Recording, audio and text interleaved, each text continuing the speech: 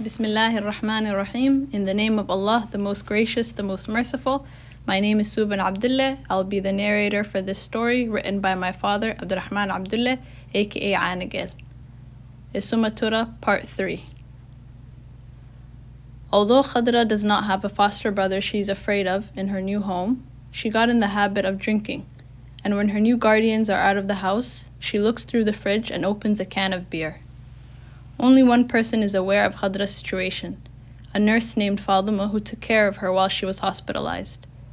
Fatima has been looking for a relative of Khadra for some time to talk to them about her situation, but after not being able to find anyone, she decides to leave her phone with a Somali organization, one that helps Somali newcomers with the English language and also helps young kids with their homework, in the hopes that they might contact her if they find out anything regarding Khadra's situation.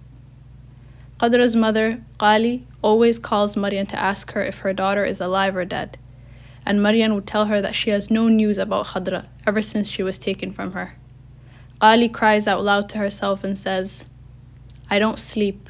Khadra, are you listening to me? Khadra, which street do you live in? Khadra, is your body safe?" Khadra is now 18 years old. A little while after she finished high school, her foster father died. After her foster father's death, she decides to move into her own place, as she's considered an adult and is able to do so. She moves in with a white girl who was a friend in high school, and later she gets a job at a bar working as a waitress. For the period of time Khadra was working at the bar, she came across a lot of problems. One of them included drinking the alcohol being served at the bar after she finishes her shift.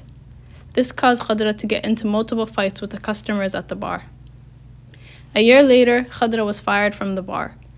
Qali, who was still in the refugee camp, was told that Ahmed, her brother, and his kids, who were also in the refugee camp with Qali and her son, would be taken to America.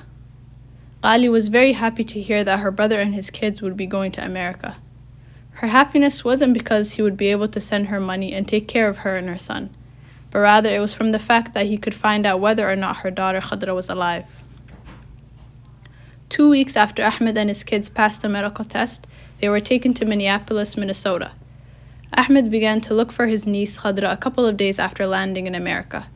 He contacted his friends, now living in Columbus, Ohio, who attended Gahair University in Somalia with him.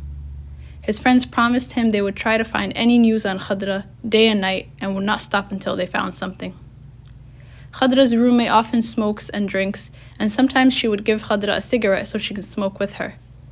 As time went by, Khadra would upgrade to a new drug each time as she got more and more used to it. Every few months, Khadra would start at a new job, get really drunk, and would eventually get fired.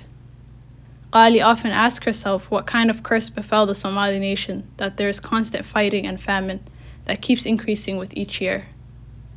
Qali would see children from Europe and North America brought to Kenya for rehabilitation from drugs and a criminal life. Qali would say that children in Somalia have been destroyed by hunger, violence, and the sea which overtakes them, while the children living abroad perish through violence, drugs, and alcohol. Qali would wonder if the problem facing our nation is with the warlords, the traditional elders, or the mothers. Qali convinced herself that what's happening to Somalia and its people is the responsibility of Somali men, and she talks aloud to herself saying, "Despite many hardships and upheavals, Russia refused to follow Western democracies.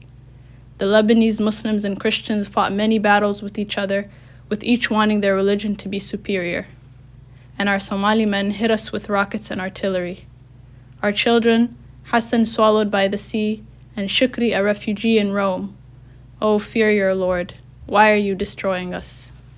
See you in episode 4.